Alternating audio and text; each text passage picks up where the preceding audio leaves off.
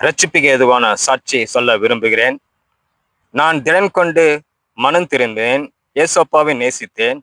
ஜெபம் பண்ணினேன். நான் ரட்சிக்கப்பட்டேன். என்னுடைய ரட்சிப்பு ஒரு அற்புதம் தான். நான் ரட்சிக்கப்பட்ட வருடம் 2009 ஜனவரி மாதத்தில் நான் ரட்சிக்கப்பட்டேன்.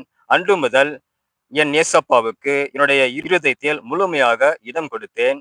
என்னை சிறு வயதிலே ஏசப்பா தெரிந்து கொண்டார். நான் 10ஆம் வகுப்பு படித்துக் கொண்டிருக்கும்போது சில ஊழியக்காரர் என்னுடைய வகுப்பிற்கு வந்தார்கள். புதிய ஏற்பாடு பைபிளை கொண்டு வந்தார்கள். என்னுடைய நண்பர்கள் அதை வாங்கினார்கள். நானும் அந்த பைபிளை நான் வாங்கினேன்.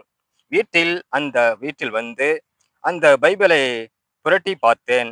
சின்ன சின்ன எழுத்துகளாக இருந்தது. இது என்ன சின்ன சின்ன எழுத்துகளாக இருக்கிறது? அதை யார் படிப்பது என்று எண்ணி பெட்டிக்குள் போட்டுவிட்டேன். நான் ரட்சிக்கப்பட்ட வருடம் 2009 ஜனவரி மாதம். நான் 10ஆம் வகுப்பு படித்த வருடம் 1900 ஆக 13 வருடங்கள் பெட்டிக்குள் பைபிள் இருந்தது. இப்பொழுது அதை எடுத்து வாசிக்கும்படியாக கர்த்தர் கிருபை செய்தார். நான் அந்த சமயத்தில் கர்த்தரை பற்றி தெரிந்து கொள்ளவில்லை.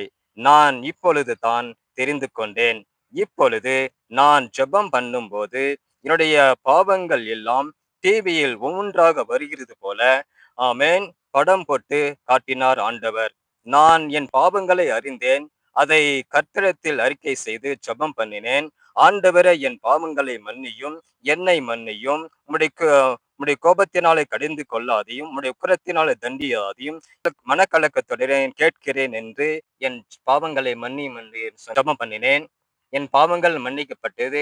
தேவனால் எல்லாமே கூடும். ஏசப்பா அற்புதங்கள் செய்வார் என்று எண்ணி நான் ஒரு திரையுலக நடிகராக ஆக வேண்டும் என்று ஜெபம் பண்ணினேன். ஏசப்பா அற்புதம் செய்வார் என்று எண்ணினேன். நான் திரையுலகிலே நடிகராகி நல்ல சம்பாதிக்க வேண்டும் என்று எண்ணி ஜெபம் பண்ணினேன். ஏசப்பா சொன்னார், என் மகனே, இந்த வழி உனக்கு சரியில்லை. நேர் வழியில் போ. இது இடதுபுறம் வலதுபுறம் சாயாமல் போ என்று எனக்கு உணர்த்தினார். நான் ஜெபம் பண்ணினேன். எனக்கு எதுவும் வேண்டாம், உம்முடைய வல்லமையும் கிருபையும் வேண்டும் என்று ஜெபத்திலே கேட்டேன். என்னையே ஏசப்பாவுக்கு அர்ப்பணித்தேன். ஆமென். நன்றி.